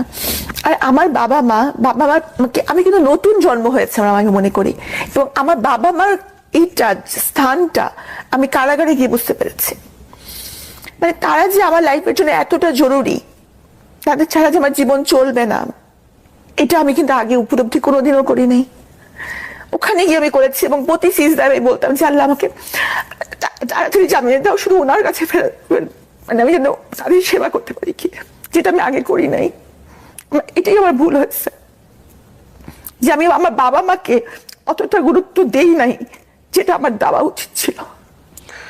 আপনার সেকেন্ড হাজবেন্ড যিনি, ওনার সঙ্গে কি ডিভোর্স হয়ে গেছে? আমি তো বলেছি যে উনি আমার জন্য মরে গেছেন একদম। মানে ডিভোর্স, দেখবেন যে ডিভোর্সের পরেও কিন্তু মানুষের সম্পর্ক থাকে, কথাবার্তা বা অনেক কিছুই থাকতে পারে, এবং ডিভোর্সের ক্ষেত্রে দেখা যায় যে দুটা মানুষ ভালো হলেও ডিভোর্স হয়, কিন্তু উনি আমার কাছে একদম মৃত। কি কারণে মরে গেল উনি আপনার কাছে? এই যে আমার চোখের পানির জন্য তাকে ক্ষমা করা যায়, কিন্তু আমার বাবার চোখের পানির জন্য, আমার মায়ের চোখের পানির জন্য তাকে ক্ষমা করা যায় না। কারণ উনি কিছু করুক না করুক, এই পরিস্থিতিটা জন্য তো উনিই দায়ী, যার কারণে আমাকে এই পর্যন্ত আসতে হলো। তার জায়গাতেও তো একটা একিউজ থাকতে পারে, সেও তো বলতে পারে যে না আমিও কিছু করিনি, আমি হ্যাঁ, নির্দোষ। সে হয়তো কিছু করেনি, কিন্তু আমি তো একেবারেই কিছু করিনি। তাহলে আপনি তাকে একিউজ করছেন কেন? পরিস্থিতিটা তো তার কারণে, মানে এই যে করোনার কিন্তু কিছু পরিস্থিতিতে যদি তার না হাত থাকে, লাইক হাজবেন্ড যদি কোনো কারণে, আমি বলছি না আপনার হাজবেন্ড দোষী না নির্দোষ, কিন্তু আপনি যে কারণে বলছেন তাকে মরে যাওয়ার কথাটা, সেই জায়গাটাই আমি একটু জাস্ট কোয়ারি থেকে বলছি যে এই পরিস্থিতির জন্য যদি উনি না হয়ে থাকেন, দর্শক আপনারা প্লিজ এগুলোকে কেউ জাজমেন্টের জায়গা থেকে নিন না, আমি ওনার ব্যক্তিগত জায়গাটাকে বের করার জন্য প্রশ্নটা করছি। সেটা হচ্ছে যদি এই পরিস্থিতি আপনি যেভাবে ডিফেন্ড করলেন, বা আপনি যেভাবে করছেন কোর্টকে ডিফেন্ড, বা আজকে আপনি যে বিষয়ে যেভাবে নিজেকে নির্দোষ করার চেষ্টা করছেন, না, আমি নিজেকে নির্দোষ করার জন্য এখানে আসিনি। না আমি এগ্রি, বা ধরেন আপনি পয়েন্টগুলো আপনি বলেনই নাই, তো এখন কথা হলো যে উনিও তো ওনার জায়গা থেকে বলতে পারেন এইভাবে, তো সেটাই যদি শেষ পর্যন্ত প্রমাণ উনি হয়। আমাকে তো দোষী কোনোভাবেই বলতে পারবেন না। উনি কি কারণ- বলেছেন? না, উনি তো আমাকে দোষী বলতে পারবেন না, কারণ এটার মধ্যে আমার কোনো ইনভলভমেন্ট ছিল না।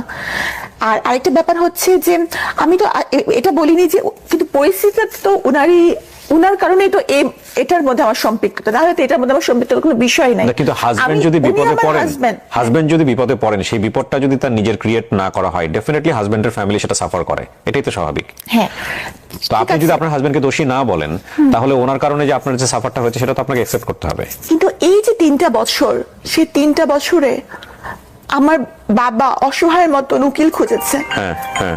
তাদের পরিবার থেকে কোনো সাপোর্ট বা তার কাছ থেকে কোনো সাপোর্ট আসে না। সে যদি আমার হাজবেন্ডই হয়ে থাকতেন, তাহলে এই 3-4টা বছরে আমাকে সাপোর্ট করার জন্য উনি কিছু করতেন না, আমার জন্য কে করবে? উনি তো নিজেও জেলে ছিলেন বোধহয়।